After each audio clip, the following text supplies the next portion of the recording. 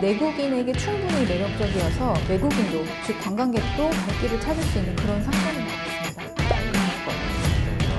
강화될 것도 보여요. 매출 상권에서는 온라인 대학이 큰 이슈거리였고요.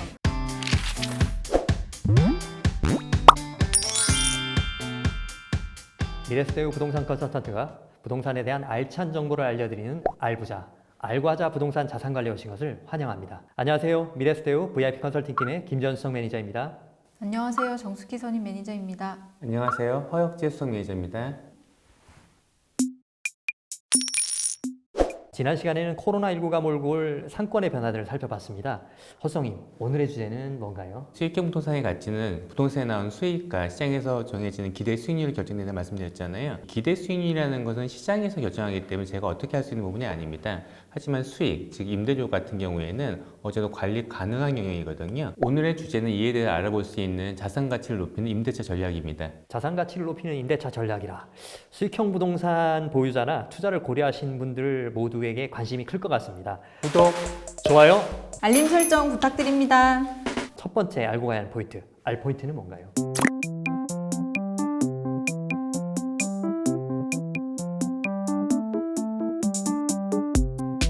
첫 번째 알 포인트는 렌트프리 임대 전략입니다. 렌트프리라는 말이 생소하신 분들이 좀 있을 듯한데 간단히 설명을 좀 부탁을 드립니다. 말 그대로 렌트프리라는 렌트, 임대료를 프리, 면제해주겠다는 겁니다. 이 렌트프리 임대 전략은 일반적으로 오피스 빌딩 임대할 때 많이 사용했었습니다.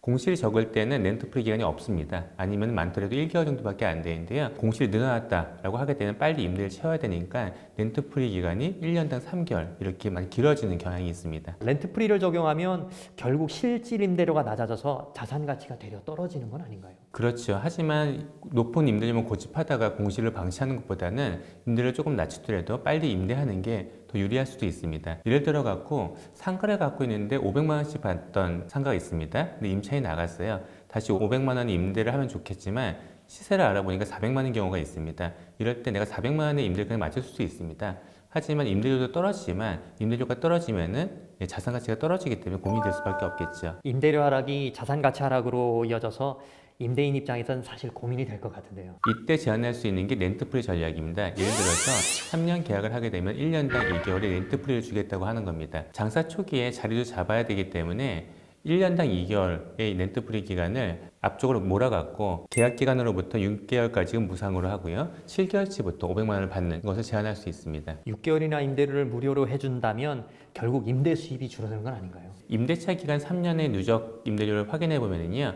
주변 시세에 맞춰갖고 400만 원에 진행을 했다라고 하게 되면은 400만 원에 36개월이니까 1억 4,400만 원이 됩니다.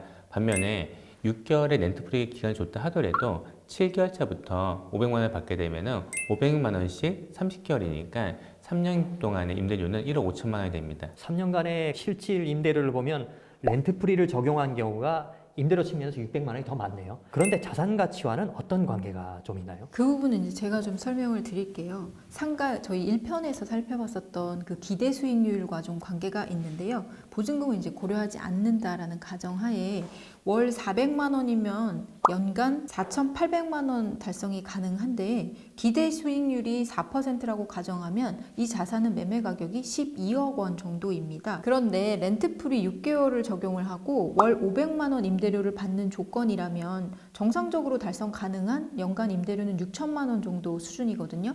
기대 수익률이 동일하게 4%라고 할 때 자산 가치는 15억 원이 됩니다. 따라서 자산 가치는 3억 상승하게 됩니다. 임대료가 높아서 그 10억 원에 매입해도 임대 수익률은 연간 4%가 가능하네요. 네, 맞습니다.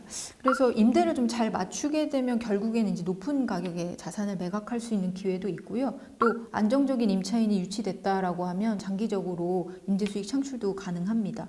결국 이 렌트프리 임대 전략을 잘 활용을 했을 때 자산 가치도 유지하거나 또는 높이면서 공실 해소를 가장 빨리 할 수 있다라는 그런 장점이 있습니다. 대형 오피스 시장에 적용됐던 그 렌트프리 전략을 소형 상가 임대도 적용하니까 새로운 해결책이 될 것 같습니다. 두 번째 알 포인트는 뭔가요?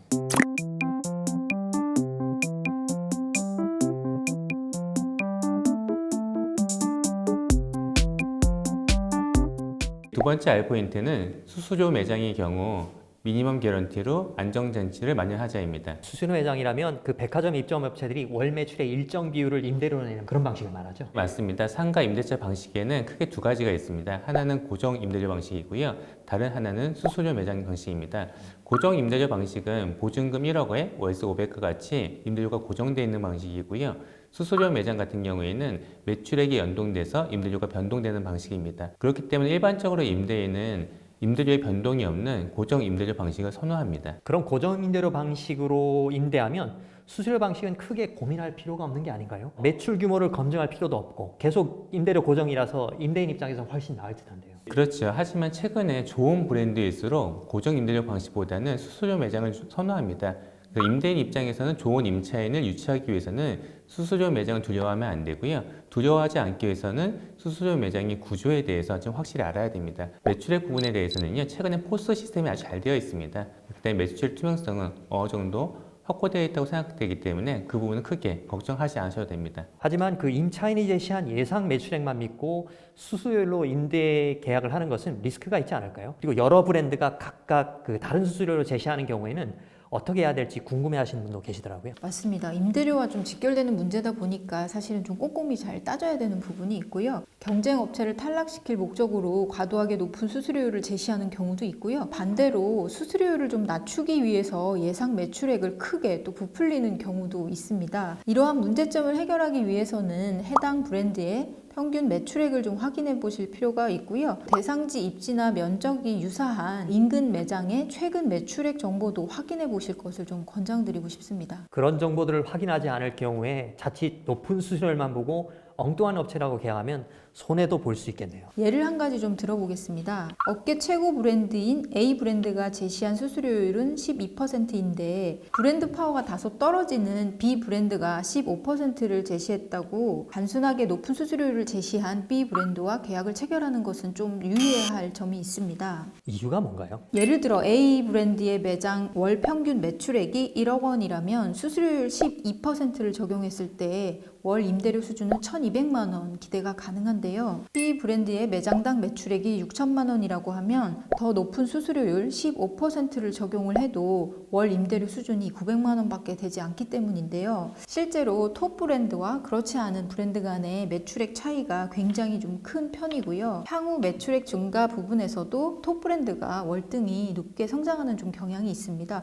따라서 이제 이런 추세들을 좀 잘 고려해서 꼼꼼하게 좀 잘 보셨으면 좋겠습니다. 수수료 매장은 계약 전에 반드시 예상 매출액을 다각도로 검토할 필요가 있을 것 같습니다. 수수료 매장 계약 시 알아두면 좋은 팁이 또 있나요? 미니멈 개런티를 거는 것도 매우 중요합니다. 예를 들어 갖고 1,000만 원에 임대를 했을 때 들어오겠다는 임차인들이 많다라고 하게 되면은 임대료는 최소 1,000만 원 받아야 된다라고 생각할 수 있겠죠. 이럴 때는 아무리 수수료 매장이나 하더라도 미니멈 개런티 1,000만 원 조항을 거는 겁니다. 미니멈 개런티가 안전장치 역할을 해주는 건가요? 네, 맞습니다. 예를 들어 앞에서 정선님께서 말씀하신 B 브랜드와 수수료율 15%를 계약을 했는데 막상 뚜껑을 열고 보니 월 매출액이 6천만 원은커녕 4천만 원밖에 안 나왔다라고 하게 되면은 월 임대료가 600만 원밖에 되지 않습니다. 이때 만약 미니멈 개런티 조항 1,000만 원이 있었다라고 하게 되면은 매출액에 연동되는 임대료가 1,000만 원 이하일 때는 무조건 1,000만 원을 받을 수 있습니다. 임대인 입장에선 좋겠지만 그 사실 임차인에게는 부담이 될 수도 있겠네요. 그렇죠. 아무래도 임차인 입장에서는 족쇄가 될 수 있기 때문에 미니멈 개런티를 인정하지 않는 브랜드들도 많습니다. 하지만 임차인이 수수료 매장으로 임차 제한을 할 경우에는 예상 평균 매출액이라든지 예상 최저 매출액 정보를 제공할 경우가 있습니다. 최소한 예상 최저 매출액에 준하는 금액은 미니멈 개런티로 걸어야 되는 게 아니냐라고 하면서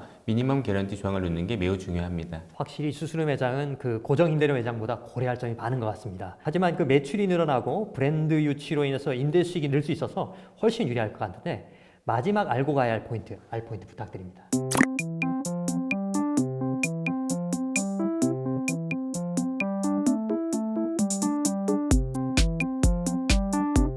마지막 알 포인트는 계약갱신 요구권을 잘 알고 임대차 전략을 세우자입니다. 계약갱신 요구권이라면 임대차 계약이 끝나더라도 임차인이 나가지 않고 재계약을 요구할 수 있는 그런 권리죠? 네, 맞습니다. 계약갱신 요구권은 임차인 입장에서 장기가 안정적으로 사업을 할 수 있는 안정장치라고 할 수 있습니다.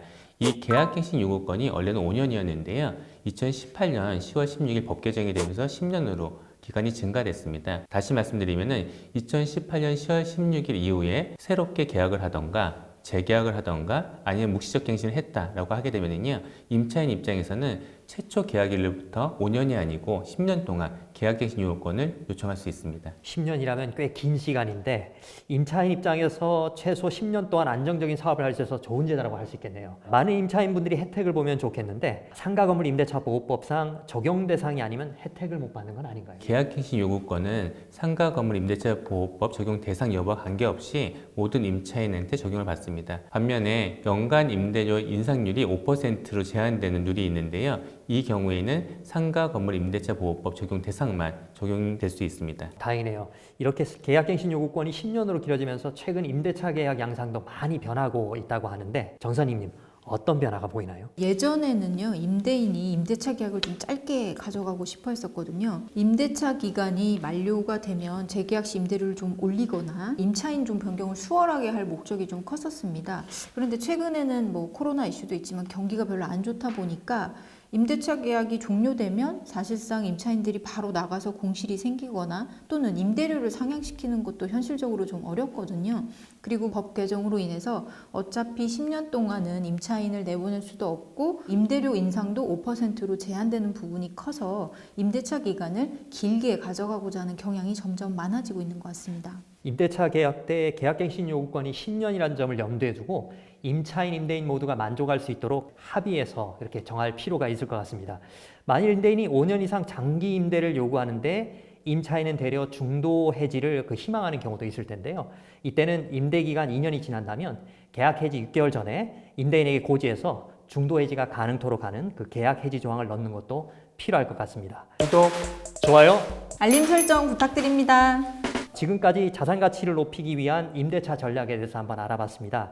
시청자분들을 위해 알고 가야 할 포인트, 알포인트 다시 한번 정리를 해주셨으면 좋겠습니다. 자산 가치를 높일 수 있는 임대차 전략 R포인트입니다. 첫째, 공실 해소도 빨리 할 수 있고 자산 가치를 높일 수 있는 렌트프리 전략을 잘 활용하자입니다. 둘째, 좋은 임차인 유치를 위해서 수수료 매장으로 계약할 때는 미니멈 개런티로 안전장치를 채워라입니다. 셋째, 계약갱신 요구권이 10년으로 증가됐기 때문에 임대인 입장에서는 계약 기간을 가능한 한 길게, 반대로 임차인 입장에서는 계약 기간을 가능한 한 짧게 가는 게 일반적으로 유리하다입니다.